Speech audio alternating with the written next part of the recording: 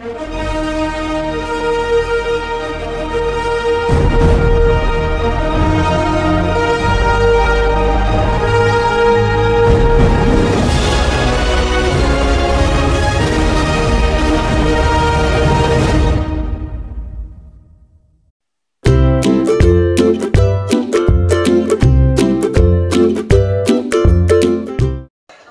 it's me Bianca. So for today's video, we are going to discuss product rule under the derivative. So here is our given 5x minus 3 times 3x plus 5. So first we are going to find the derivative of u, which is 5 because constant rule, and the derivative of 3x plus 5, which is simply 3. So using the formula, substitute the given values. So 5x minus 3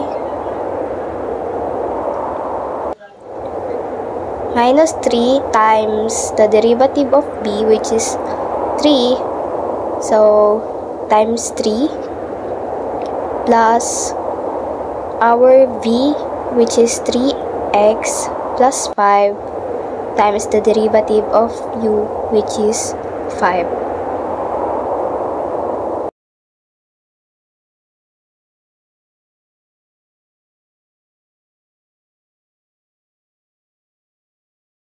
So now we are going to multiply 5x minus 3 times 3. So 5x times 3 is 15x, and negative 3 times 3 is 9, plus 3x times 5 is 15x, and 5 times 5 is 25. So next is combining like terms. So f prime of x is equal to 15x plus 15x is equal to 30x, and then negative 9 plus 25 is equal to positive 16. So here's our final answer. For our second example, we have here the given of 5x raised to 5 minus 4x raised to 3, or negative 4x cubed, times 3x squared plus 7. Again, we are going to get the derivative of u and v. So the derivative of 5x raised to 5 minus 4x cubed is 25x raised to 4 minus 12x squared. And the derivative of 3x squared plus 7 is simply 6x. So using the formula, we are going to substitute the given. So 5x raised to 5 minus 4x cubed times the derivative of b times 6x plus v 3x squared plus 7 times the derivative of u, which is 25x raised to 4 minus 12x squared.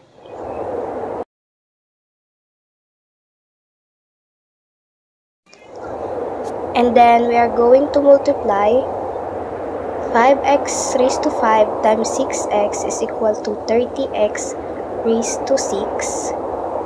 And then negative 4x cubed times 6x is negative 24x raised to 4, plus 3x squared times 25x raised to 4 is 75x raised to 6, and then 3x squared times negative 12x squared is negative 36x raised to 4.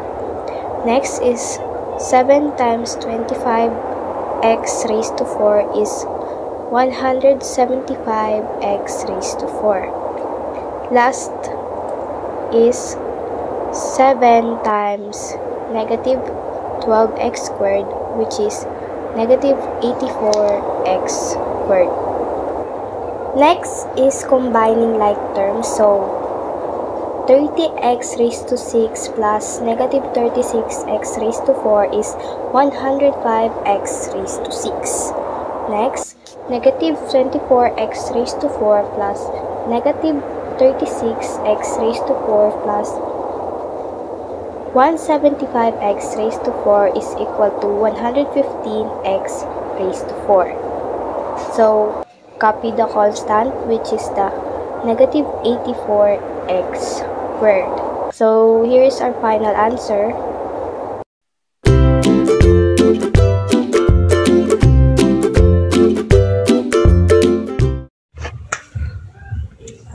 What a nice example and explanation, Bianca. I can understand it easily. It's so ethical and professional.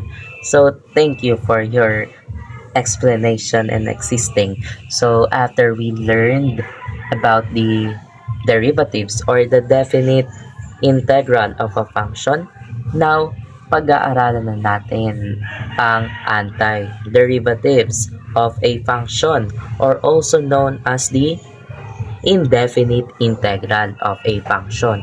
So, sir, anti.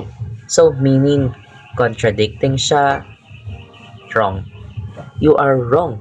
So, anti-derivatives ay reverse function lamang siya ng derivatives of a function natin, which is the f of x is equals to f of x. So, yung capital F na yan of x represents the antiderivative function ng antiderivative. And yung smaller case, f of x naman represents the function. Diba? Madali lang. Kung kanina nadalian kayo, dito, mas madali lang to. Hindi kayo babagsak sa akin kasi I'm gonna teach you how to. Alam mo na. So, yeah. Moving on to the meaning of the antiderivative. So, ano ba ang formula na ginagamit dito? Alam niyo naman ang derivatives, 'di ba? Kung paano siya pina-formalize, 'di ba? Now, pupunta tayo sa formula ng antiderivative. So, antiderivative, ang formula niya ay f of x, yung capital F ha, is equals to the integral. Integral muna, huwag kakalimutan ng integral. And then yung f of x, which is our function of derivative plus c. Yung dx na yan represents derivatives. So, ang ating formula ay f of x is equals to the derivatives of f of x plus c. If I'm not mistaken. So, kung alam nyo na tama kayo sa sarili ninyo, kung ako mali, I understand. Hindi ako perpekto. Hindi ako natatakot. Hindi ako kinakabahan. Lalaban tayo. Okay, moving on again. So, this is the formula of the antiderivatives. So, I have here 3 examples for you to understand it more. Diba? Para hindi kayo mahirapan sa exam. Now, okay, punta na tayo sa number 1. So, sa number 1, so we have the integral of x raised to 4 derivatives. So, dx represents derivatives. So, ang basa dyan ay the derivatives of x raised to 4 is equals to, proceed na tayo sa pagsagot nito, is equals to x raised to 4 plus 1. So, bakit nga ba siya nilalagyan ng plus 1? Bakit nilalagyan ng plus 1 yung ating power? So, according yan sa power rule na kailangang dagdagan ng plus 1 yung exponent ng ating derivatives, especially here in antiderivatives, para makuha natin yung exact value o yung hahanapin natin constant integration kung tawagin nila. So, hindi natin mahahanap yon, but that represents na makukuha natin ang integral natin. After getting the exponent, so mag-add tayo ng plus 1 and over 4 plus 1. So bakit 4 plus 1? Kinuha lang natin yung 4 plus 1 which is yung exponent ng function natin. Ilalagay na natin siya sa baba, over. Okay. According din yan sa ating formula na pinagbabasihan natin na tinuro ata kanina ni Bianca. Is equals to x raised to 5. So, baka siya naging raised to 5. Common sense. 4 plus 1, 5. Over 5. 4 plus 1 is equals to 5. Plus c. Lagi nating lalagyan ng c because that is constant integration. Kailangan yan para masabing siya ay antiderivative or derivatives. Okay, ito na yung ano natin. Ito na yung sagot natin. So, after that, proceed tayo sa example number 2. So, bilisan na lang natin kasi may next period pa. Next, the derivative of x raised to 8. Sorry, nagkamali. X raised to 8 is equals to, proceed na ulit tayo sa pag-formalize niyan. X raised to 8 plus 1 over 8 plus 1. So again, kinuha lang natin yung 8 plus 1, kaya dito natin ilalagay yan sa baba. And next naman ay pa-formalize na natin. Isosolve na natin. 8 plus 1 sa ating exponent. So, 9 siya.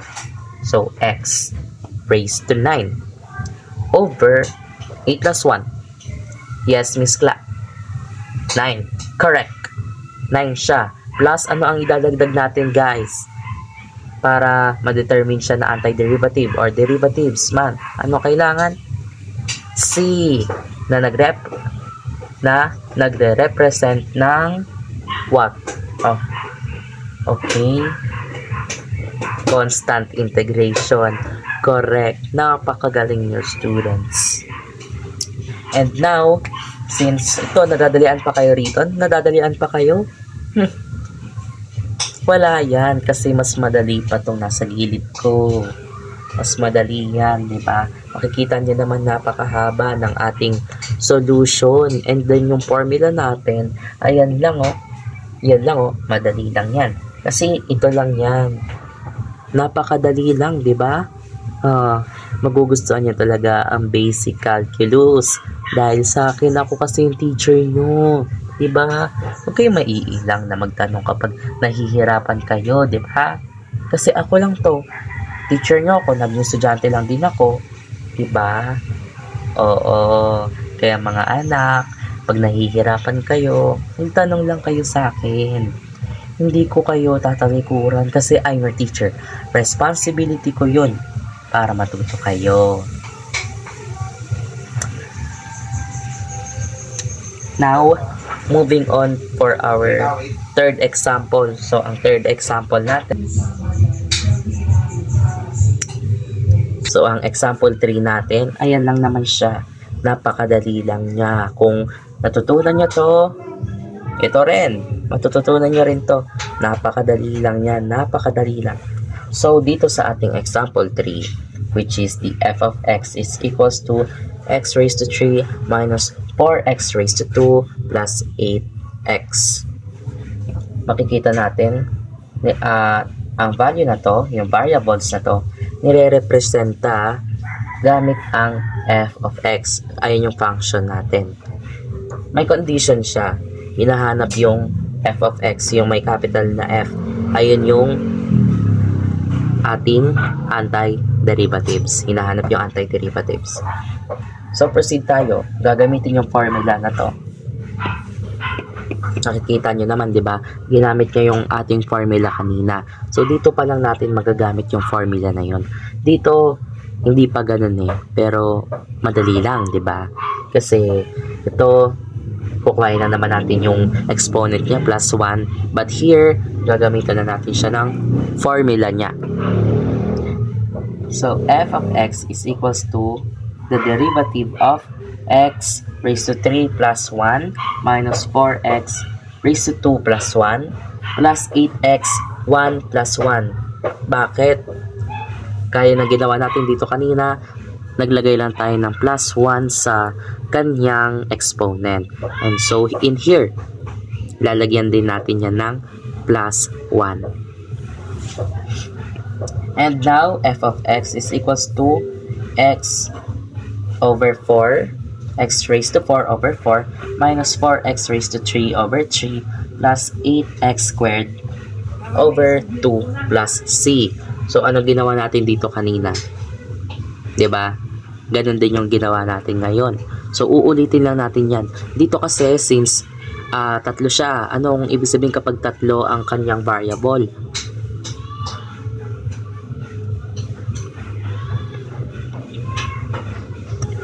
Trinomial siya, trinomial. 'Di ba? Trinomial, since 4 siya, idagdag na natin yung c. For example, may ini-indicate ang c. Polynomial na siya. 'Di ba? Dami. Paghihiwalay-hiwalayin yan, pero iisa pa rin ang sagot niyan. Gantong procedure pa rin ang gagawin, kaya madali lang. And now, after that, after this function, gagawin na natin siyang simple, in simplest form. So, gagawin na natin siyang simplest form. Is x divided by 4 can be? Can it be? Cannot be. So, 1 over 4 x raised to 4 siya. Kasi cannot be. Hindi naman siya madidivide, di ba? Ang 1. Di ba? Kasi ang x may hidden 1. So, madidivide ba siya by 4?